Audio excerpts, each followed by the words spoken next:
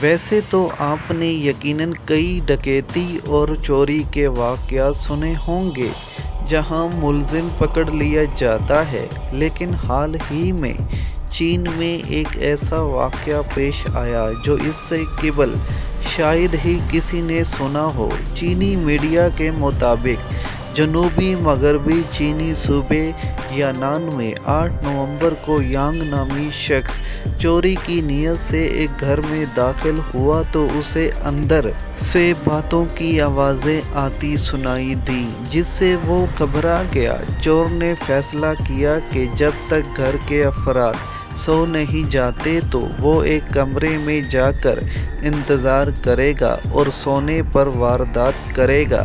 یہی سوچ کر وہ ایک کمرے میں گیا اور سگریٹ سلگایا۔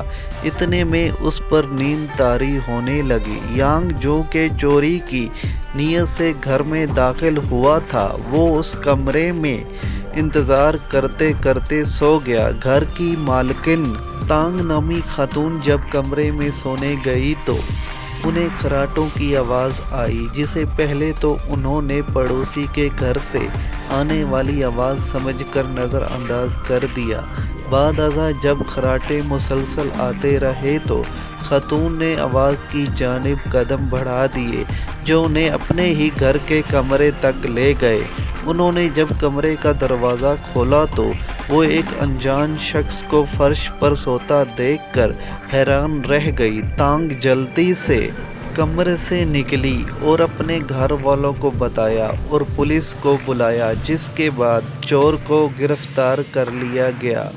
رپورٹس کے مطابق یانگ نامی چور کا کرمنل ریکارڈ بھی تھا۔ گزشتہ برس بھی اسے چوری کی وارداتوں میں ملوث ہونے پر جیل بھیجا گیا تھا۔